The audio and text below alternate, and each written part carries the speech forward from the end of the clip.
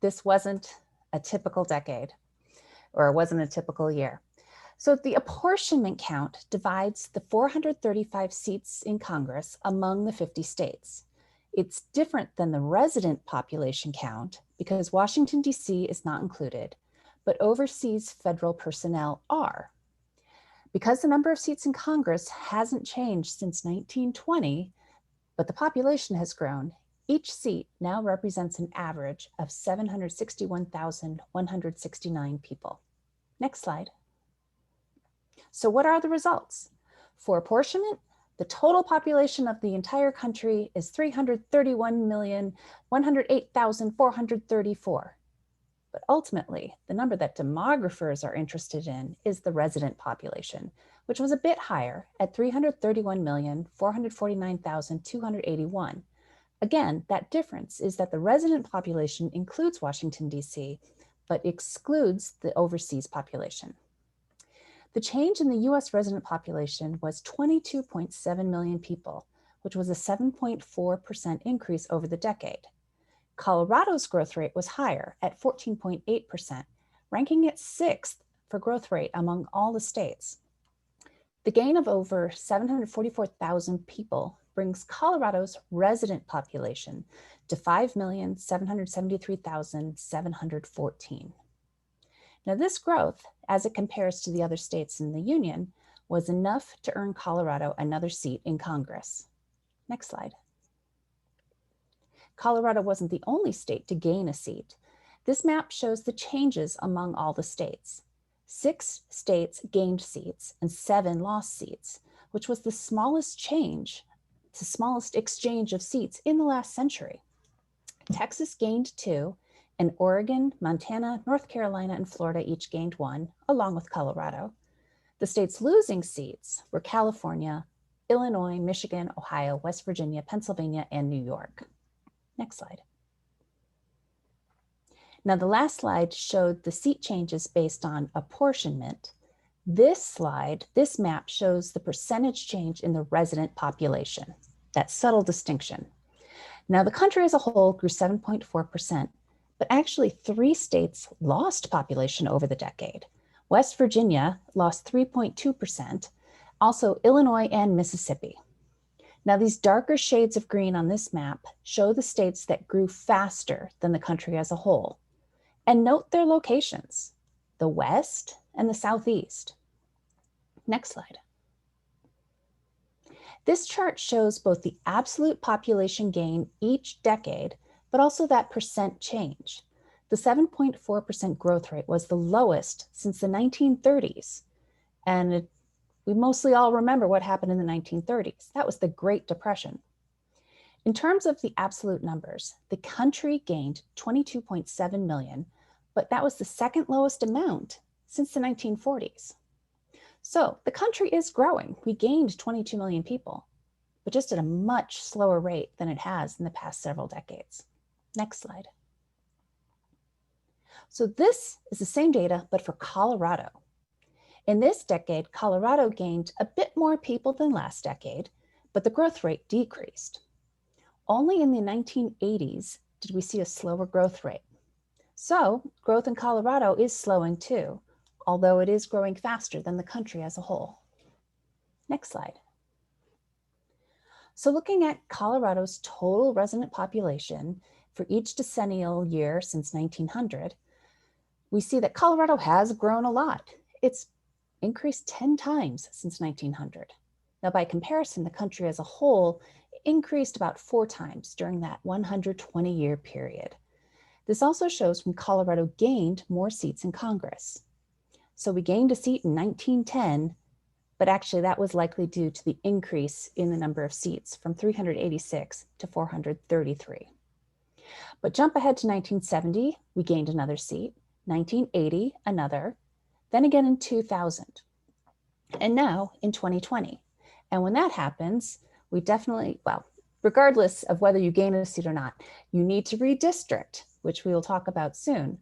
But curious fact, a historical thing, in 1920, there was no reapportionment. You can look that up and find out why. So now that we have the apportionment numbers and we know how many seats in Congress all the states get, redistricting is what happens next. And Elizabeth is going to talk about that. Thank you, Nancy, for giving us an update on the reapportionment count. So, as Nancy said, we reapportion with that decennial count, and that means then all of the states get to redistrict. And redistricting is the process of the way that new congressional and state legislative district boundaries are drawn. And it's based on the data set that everybody's been waiting for. It's called the redistricting data file, or the PL 94-171. So Colorado had 7 seats. We gained an additional 8th, so we have to redraw everything within the state for congressional districts. We have 100 legislative districts, and 35 of those are state Senate districts, and 65 are state House districts. These numbers don't change. That's not like reapportionment where then we'll like go up to like 110 districts or something like that. They stay solid at that 100. It does not change based on the census count. Other redistricting that'll take place using this same file could be county commissioner districts and city council districts. Next slide. So what's a little bit different this year with redistricting? Previously, for congressional redistricting, the state legislature was responsible for that redistricting process. As you can imagine, challenges occurred in drawing those maps due to politics. So the courts ended up primarily redrawing most of those boundaries. But in 2018, Colorado voters approved Amendment Y, which actually created a congressional redistricting commission that will then do this redistricting. Similarly, for our state legislative districts, we had a reapportionment commission, which is oddly named because it's not reapportioning, it is redistricting. But it also was politically appointed members. And so along with Y, we also have Z, creating a redistricting commission also for the state legislative districts. Next slide. So we've got these 2 redistricting commissions. Each commission is made up of 12 members. 4 of them are Democrats, 4 Republicans, and 4 unaffiliated voters. And both commissions are assisted by a nonpartisan legislative staff. Next slide. So there's lots of criteria for drawing these districts, and I would really recommend folks that are interested in this process take a look at the website that they've developed. It's redistricting.colorado.gov, and this group actually has some great presentations that you can look at and some great information about how they're moving forward with the redistricting. But what's maybe most interesting to us is the fact that the idea is that these districts will have an even or an equal population between them. Likewise, race and ethnicity plays into how the districts are drawn. So these are things that will come out in the data that will be important for the redistricting process. Next slide. So how will these maps get made? Well, preliminarily, a draft map is going to be drawn based on draft data. So the redistricting data file hasn't been released yet. It will come out in August and September. So they had to come up with a draft data set to create these initial maps because of timing problems. They were supposed to get the data at the end of March, aren't going to get it until August. So they are behind the gun in terms of trying to get all of the work done. Part of the work included 12 public hearings, 3 in each of the old districts, or the 7 older districts. And in order to get all of those hearings done, they needed to create this draft set. The final set, though, will be based on that PL 94-171 that is released in August and September. And the staff are going to be preparing those maps. So the redistricting data staff, our commission staff, will be creating these maps based on public hearings and if I'm reading their website correctly, these draft maps will be out on the 23rd, so next week, and they will be doing the public hearings starting in July and August. The final needs to then be adopted by 8 of the 12 commissioners and then submitted to the Supreme Court, and then the Supreme Court must approve and file the approved map with the Secretary of State. Next slide. So what is the timeline for this? Well, the commissioners were appointed in January through March of 2021. The commissioners first met in March of 2021. And then, of course, many of the deadlines weren't met because of the delay in the data. However, again, these public hearings are going to take place now from July through August, both virtually and in person.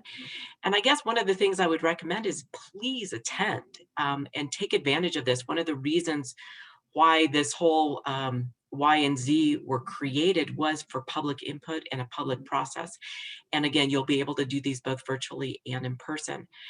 The congressional map then must be submitted, a final map, to the Supreme Court, Colorado Supreme Court, November 1st, and our legislative maps also to the Supreme Court on November 15th. So that was a lot of information. Again, I'm going to recommend that you take a look at redistricting.colorado.gov for more information on the redistricting process in Colorado. So with that, what I'd like to do is now turn it over to Cindy, who is going to talk to us about differential privacy, a new fun thing happening with our 2020 data. Thank you, Elizabeth. And I'm not sure it's fun, but differential privacy, I get to spend the next 10 minutes talking about why and what those implications are for Census 2020. So first, the Census Bureau has stated that advances in computing power and other big data makes re-identification likely, which means it's a problem for assuring data privacy. And just so you're aware, in every previous census, there has also been disclosure avoidance applied to the data, and that included mainly suppression or data swapping. But differential privacy is different. It uses advanced statistical methods to insert noise into the data to maintain confidentiality, which could be a problem for assuring data accuracy as well as reliability. So differential privacy also incorporates two major policy decisions, and I'm going to walk through those two on the next two slides. So if we want to go to the next slide, the first of which is invariance. So this was the first decision that was made, which of these variables will be released as enumerated, or what the count was. So I have on this chart 2010 census data products and what those invariants were in 2010. You can see several variables and all at the block level. So in the block is the smallest level of geography for the census data. And then in 2020, the decision was made that only total population at the state level will be in variance. So what that means is that all total population numbers below the state level will have some noise added to them. So county populations, municipal, block group, census tract. Also at the block level, total housing units will continue to be as enumerated. So what they count will be what the data shows. And then at the block level, also group quarters facilities by type. So that means we'll know where the prisons, universities, and nursing homes and other group quarter facilities are. The second question, which is on the next slide, that was decided last week, is what the privacy loss budget will be. And what this number represents is really how much noise are they going to add to the 2020 data.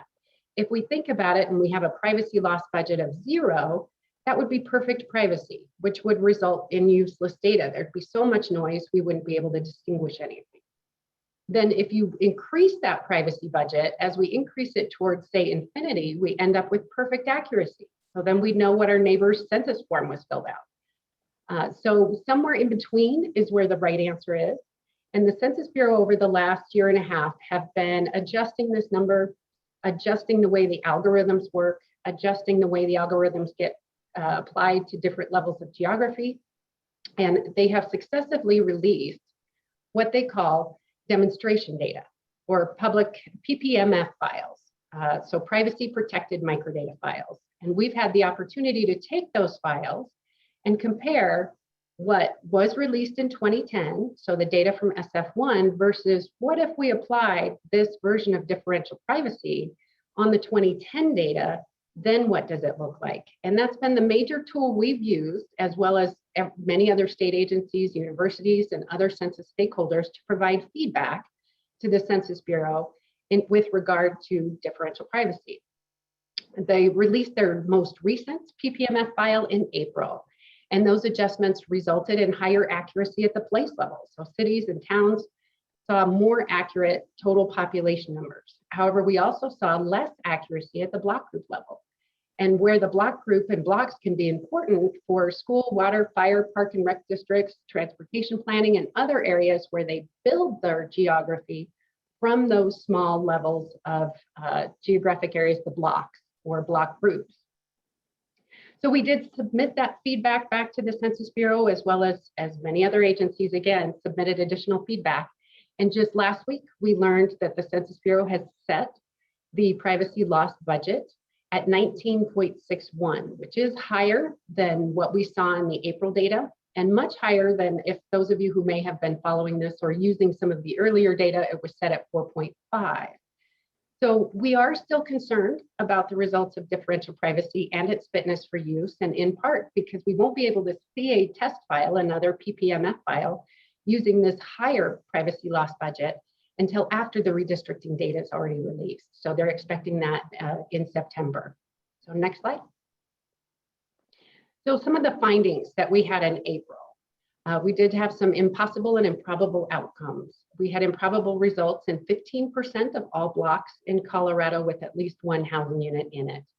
Some of those results included blocks with household population, but no occupied housing units, blocks with occupied housing units and no household population, blocks with an average household size smaller than one, which just by definition isn't possible, blocks with average household size of 15 or larger. So when we talk about some of those, and many of them were like average household size of 50, 75. In those cases, when we dug in, we thought, okay, what is it? Is it the people side? Is it the housing unit side? And it was actually neither. A lot of them were due to unreasonable occupancy rates, which, if you recall from the earlier slide, occupancy was invariant in 2010, but they're adding noise to it in 2020. And then one of the other things we looked at, we'll look at on the next slide, we created several charts. So we weren't just interested in looking at an average difference among these, and we wanted to look more at that distribution within it. And so this particular table is one that I picked. It's a place level analysis. We did it at several different geographic levels and for several different variables, but this one happens to be for the Hispanic population. So those persons who identified as being of Hispanic origin.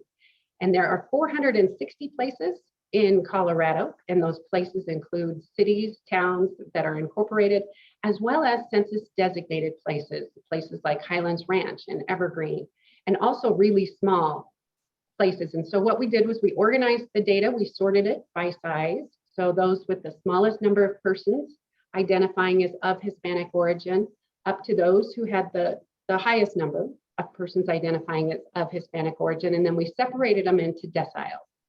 So that smallest decile includes the smallest 10% of places in the state, and the largest decile, the 10th decile, includes the largest 10% in the state. And so we'll just walk through this table. I'll pick decile number 3. So 46 places, because it's 10% of our 460. And then there were 19 people on average in each one of those places in the demonstration data, which again is called the PPMF. If you took the average of those same places from the SF1 data, it was 19 also. And so seemingly very close, but when we took the difference among every single one of the 46 and took that average, it was 5.1%. So we picked a threshold and said, we want to know how many of these places are actually more than 5% different from what they were reported as in SF1. And in this case, in the third decile, it was 40 out of the 46 actually had a difference that was greater than 5% or less than 5% difference, or less than negative 5% difference. So 87% of all of those places in that third decile actually were greater than 5% different. And so this one in particular, the thing that we can see right away is when we're looking at those really small places, or we're looking at really small geographic areas, this applies as well. So block differences versus a county difference with a lot of people, those differences are much larger. That error has a much bigger impact on those smaller places than it does on the larger places.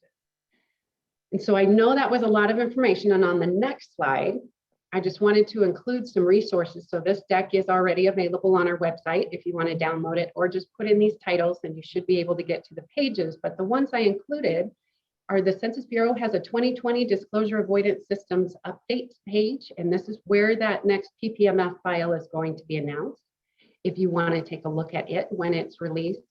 IPMS has created a page called Changes to Census Bureau Data Products. It includes several analyses that other states have done, that they've done themselves, as well as other agencies. In addition, they talk about what the downstream impacts may be.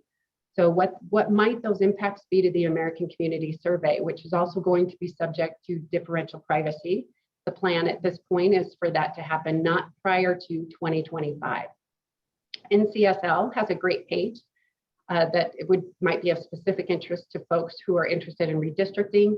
ESRI has a page where you can create your own web map to compare these two products, and so to look at it visually if you want to look at it for your area. And then IPMS also partnered with the Census Bureau and prepared easy to use Excel files that you can download that have the SF1 data and then that have the PPMF data in them as well. So that was a lot, but now I get to turn it over to Adam, who's going to let us know when we get to look forward to all the next products. Thanks, Cindy. So, we had spoken about the the PL 94-171 data file, which is due to be coming out in August. And then there are several additional files that will be coming out afterwards that we're just going to touch on very briefly here.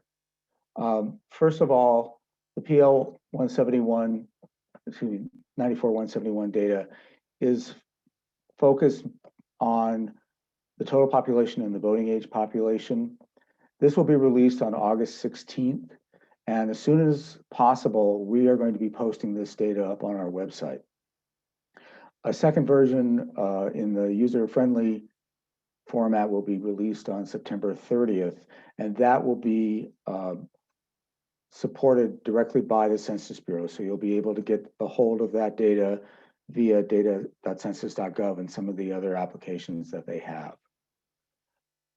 This public law data file will have 5 tables. You can see the contents of those tables currently. One of the things that it is not going to be able to not providing is a breakdown of the Hispanic or Latino population by different racial groups, and that will be coming later. We'll talk about that in a bit. After the release of the public law file, there will be a release of the demographic profiles, which is focused on legal divisions within states and counties, municipalities, census-defined places, civil divisions. We're not exactly sure when this is going to come out, but it's going to be coming out after the release of the PL data file in September. And we will link to that when it becomes available. You can see the contents there. The next big release are the demographic and housing characteristics files. These are the main files for the census. They will start to be released in spring of 2022. We're not exactly sure, again, the date. The contents of this file is still kind of up in the air. The Census Bureau is talking about varying the tables available by geographic level, particularly as relates to age. And we have information about, we have a link coming up that will give you the information about showing you the detailed table crosswalk. At the block level, this is the expected set of variables that will be available. And so here you can see the link to the 2020 crosswalk. A new version of this crosswalk is going to be posted in the next week or so that will give you a better, more complete understanding of what is available. And then there's one additional file coming out is the detailed demographic and housing characteristics file. And this file will have some more detailed breakdown. In particular, it will provide detailed accountings of Native American and Alaska Native tribe information, and also designation of ancestry within major race and Hispanic groups. And it's in this file that we expect to see the breakdown of persons of Hispanic origin by different racial categories, in addition to the breakdown of ancestry for, within race categories. And so that will provide, a lot of additional detail.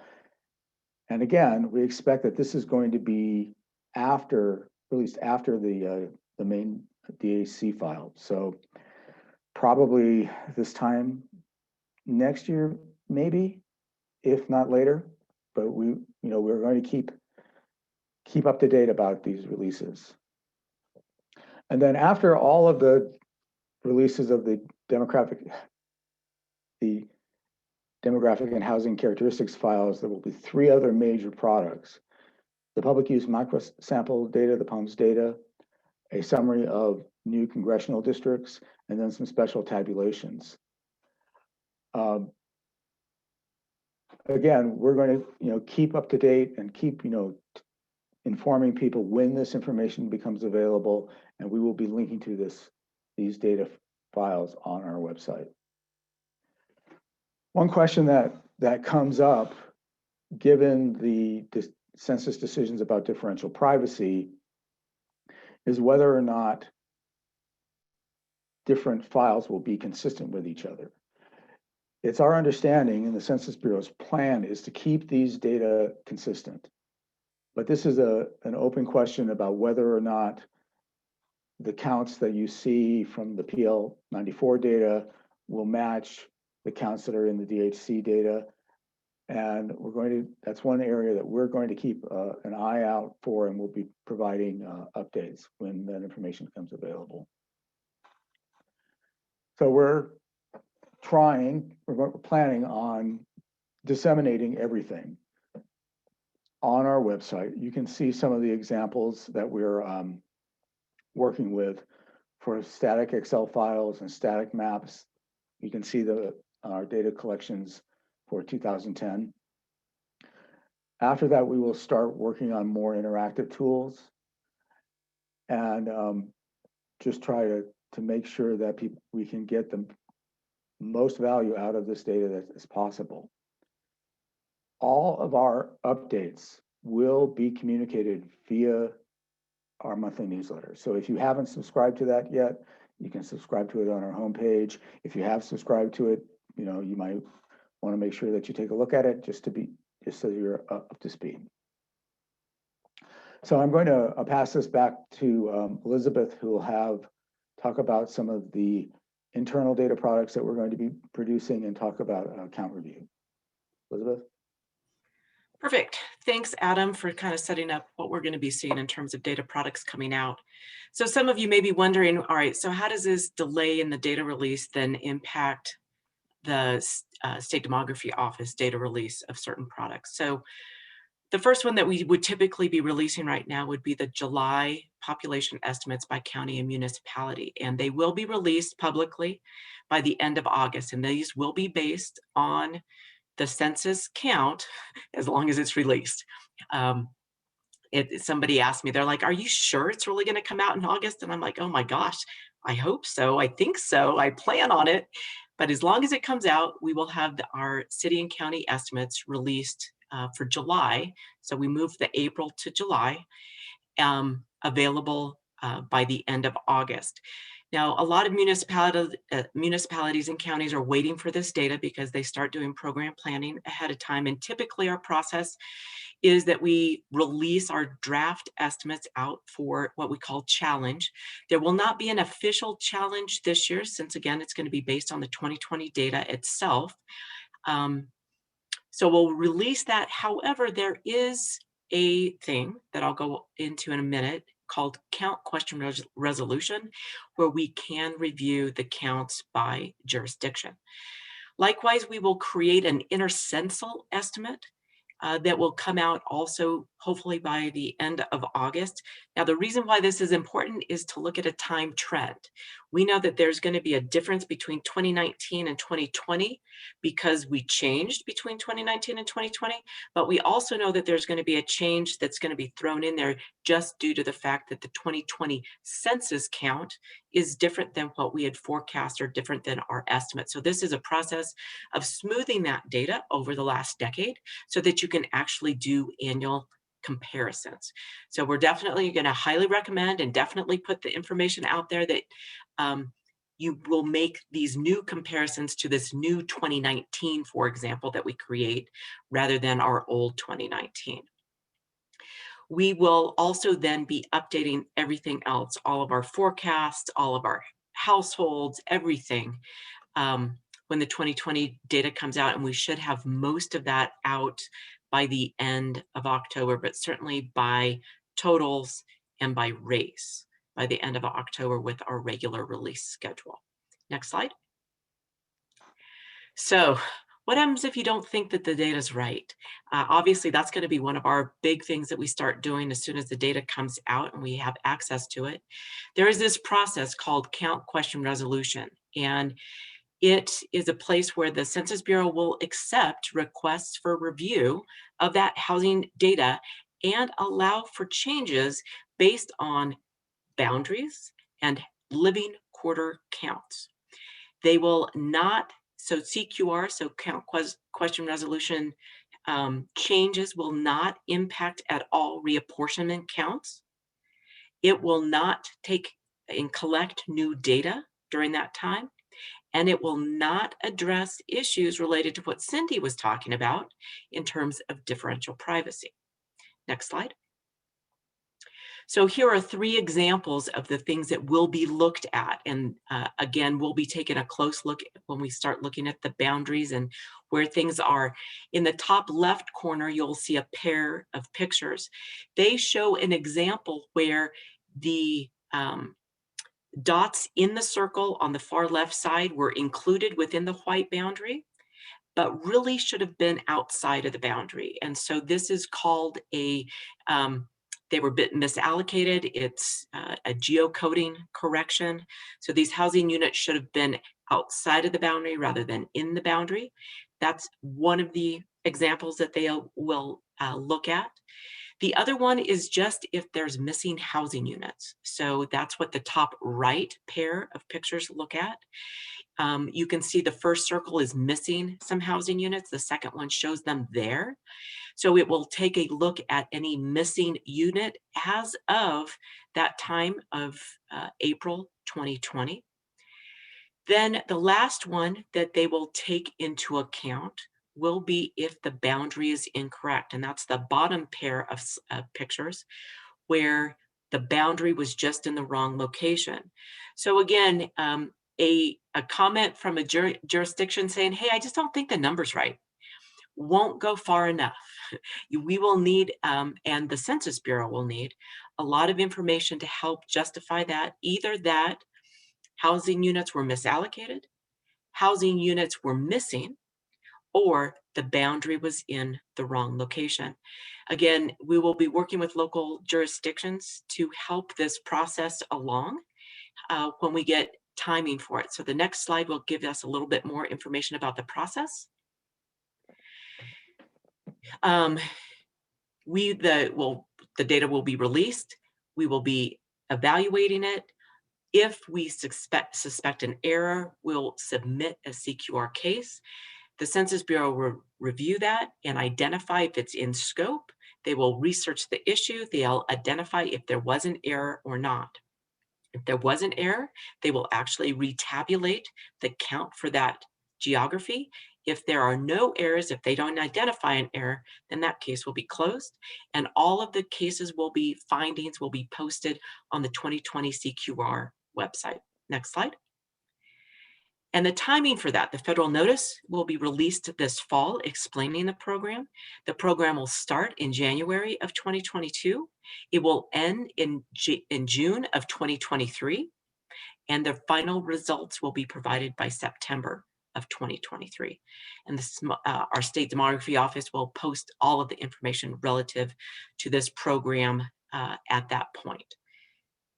Now, next slide, I believe it should be the end. Very good. So with this, what we'd like to do is take any questions, and if you would put them in the chat, that would be great. And Adam will facilitate any Q&A. Thank you guys very much. Okay. We don't have any questions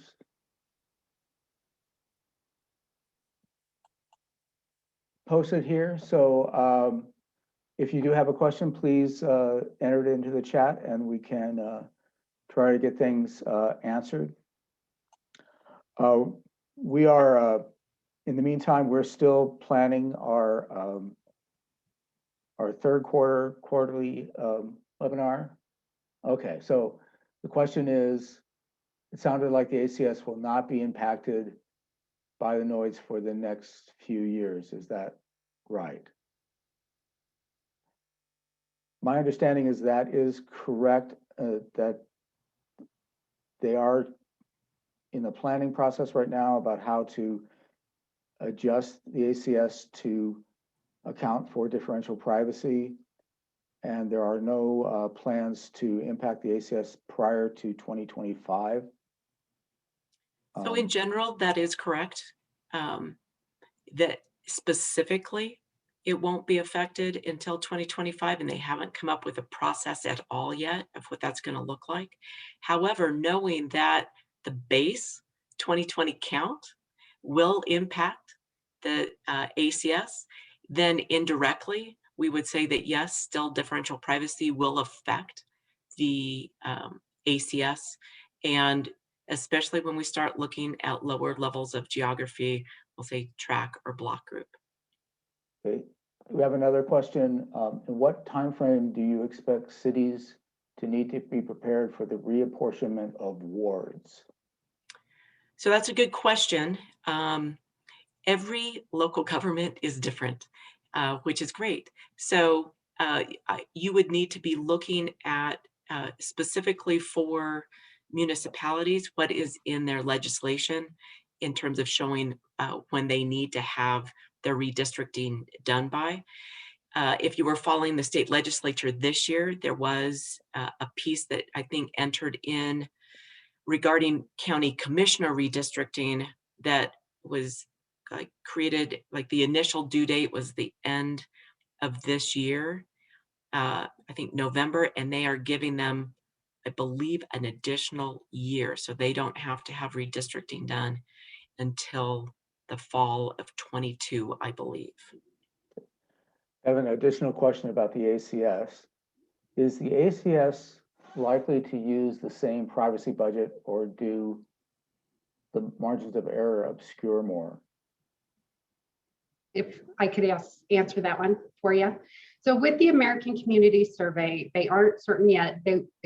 They are assuming it will be protected using differential privacy, but there's the potential that it could be very different as well. And so one of the suggestions is that that has been made is that it will be simulated data at that point. And so there are different ideas floating out there, and certainly it does not mean that they would stick with the same privacy budget for the American Community Survey, or even for any products that come following the Census 2020. So I would not expect to see that. So we have another question about the CQR process. If they find there was an error in the last process mentioned, will they correct along the way or wait until all the changes are to make all these changes at once? So if it is about the CQR process, what ends up happening, they will take the issues on as they receive them. They will also inform the highest elected official of the changes as they come about, and they will be posted to the CQR page for the Census 2020 as they come about. But I believe they will be making all of the changes, like literally in the data set, at once. So the end of 2023. But once the official, the final federal registry notice hasn't been posted yet. So once we get those guidelines, we will be able to clarify if that is for sure, at least going through their deck. That's what it looks like.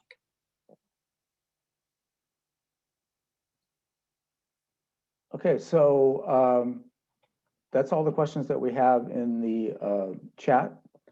Again, thank you very much for spending some time with us this afternoon.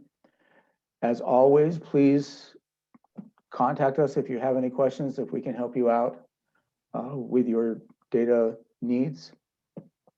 We always look forward to interacting with you all and making sure you guys get the information that you need.